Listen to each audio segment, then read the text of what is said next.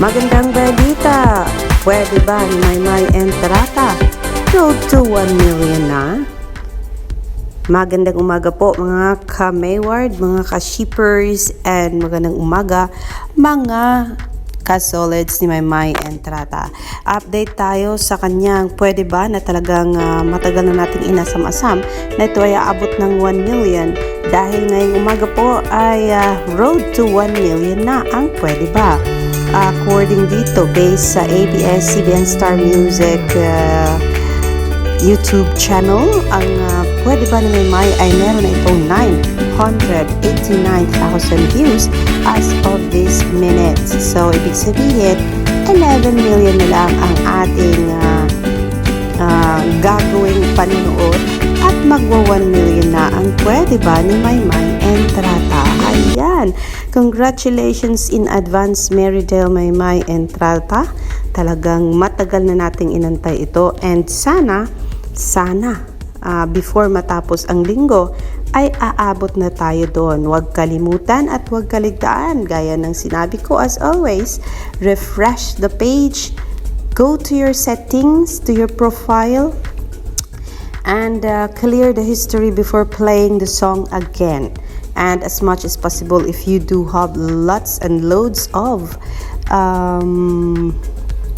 tawag dito, phones and mobiles and laptops, you can use them all. Pero dapat kung gaano kadami ang mga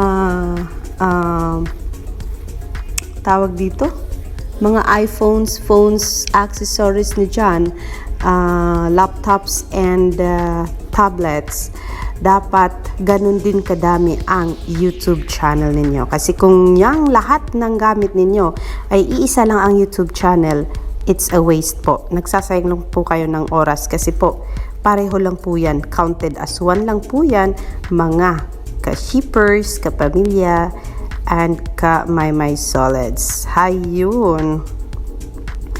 Ang sabi dito, watch my vlog a day in Japan, sabi ni Korum Sense 12. Ayan po. Ang sabi niya dito, dinagdag niya, nasa point na si Maymay ng career niya na pinapayagan na siyang mag-long break. Kasi nga po, di ba, nag-aral si Maymay at ngayon ay nag-aaral. And it's always at the beginning of the year na kung saan mag-uumpisa ang klase sa Canada. Kasi kung maalala natin, last year, ganito din ang panahon na kung saan nawala si Maymay sa circle ng show business dahilan siya ay nasa Canada para sa kanyang studies. Pero sabi nga ni Maymay ay hindi naman siya magtatagal doon mga kaibigan at kaagad-agad ay babalik siya pagkatapos ng ilang buwan, syempre yan.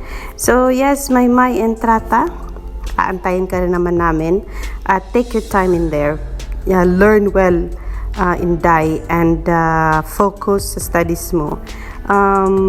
Pero mas pasalamat kami kasi nga nagkakaroon ka ng time para kami ay i-update sa kahit sabihin natin na yung preparations nyo for Vincent's Dale's wedding ay few months ago na yan. Pero pasalamat kami at nagkaroon ka ng time na i-share with us ang bonding moment ninyo ni Mama Lorna mo na kung saan napakasarap panoorin. Para lang kayo magkaibigan na yun, nabatukan ka, tapos binuli mo si mama mo. Yung mga ganong bagay na parang friendship goals lang kayo na parang hindi naman mag-ina. Kaya masarap panoorin at masaya lang kayong dalawa. And nakikita namin gaano ka ka-sweet sa mother mo at ganun din si mother mo sa iyo. Kaya lucky you, magkalayo man kayo pero nararamdaman ninyo ang pagmamahal sa isa't isa every time, lalo na every time na magkasama kayo kasi grabe yung katuwaan na ginawa niyong dalawa together. Gayong si Mama Lorna pwede pang sumakay-sakay sa trolley, yung ganong bagay na pwede pa rin pala siyang childish, o diba, sa harap mo. Ilang parents lang ang ginagawa yan kasi usually pag parents talagang formal na formal yan at talaga ipapakita yung authority niya as a parent sa iyo. Pero you and your mother, parang wala yung barrier na yon kasi makikita namin gaano kayo ka-close and gaano nyo pinapakita yung pagmamahal sa isa't isa. Pero yes, yung kainan ninyo ang sarap nung kinain ninyo. Kaya go lang, Maymay. Patuloy mo lang yan. I'm so proud that you are proud of your mother. And I'm so proud na lahat ginagawa mo para sa kanila. O, diba? As a breadwinner, pinapakita mo na kaya mong ibigay sa kanila yung mga bagay na hindi na ibigay sa inyo sa moment, sa panahon na wala si Father Dear mo. Pero,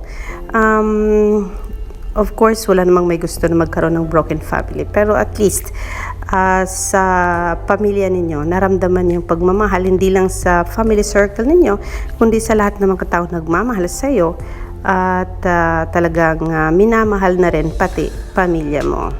Ayun. Sabi ni Anna Marie, positive comments sa vlog mo kagabi, Maymay. Gusto ko yung vlog ni Maymay ngayon. Nakilala natin si Mama Lorna. Natutuwa ako na hindi siya katulad ng ibang mama ng mga artista na grabe kung makademand sa kanilang mga anak. Kasi nga, sa nakita natin, sabi ni Maymay, ang Mama Lorna niya ay hanggang tingin lang kung mag-shopping at piliin niya pa yung pinakasimple na mga damit. At yun, kung hindi pa pinasuot ni Maymay yung mga damit na nabili nila, ay hindi pa nagustuhan ni Mama Lorna yung mga choice of clothes ni Maymay Entrata. Kasi nga, sabi niya, Mama, ganun ka mang namit?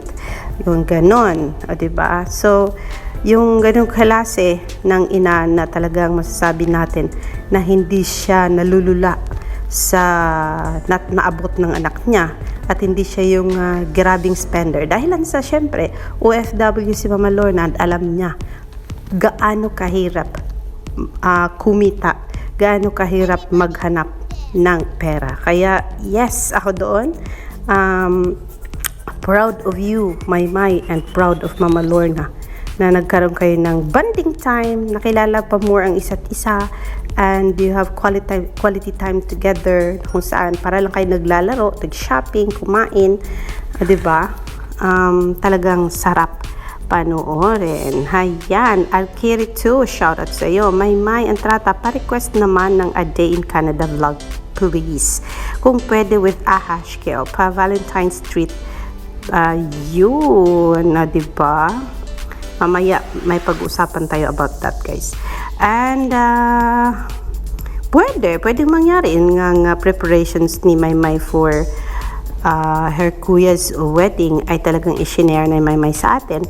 So maybe one day mangyari din yon. Hayan.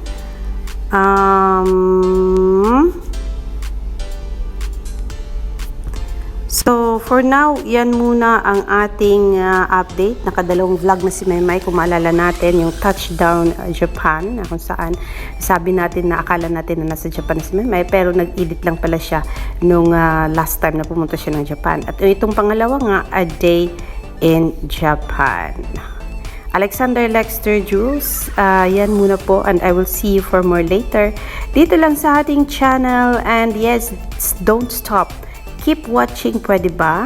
Para maabot na po natin ang 1 million views na regalo natin kay Maymay. Syempre, dahil ano man ang ikinasasaya or ikasasaya. Yung nalilibre niya yung... Oops, what's that?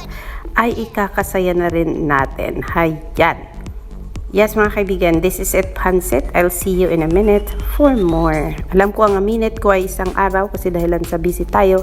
These days, hindi na tayo basta-basta makapag-vlog dahilan sa marami tayong ginagawa. And I'll see you later. Yan ang dapat kong sabihin. I'll see you later po.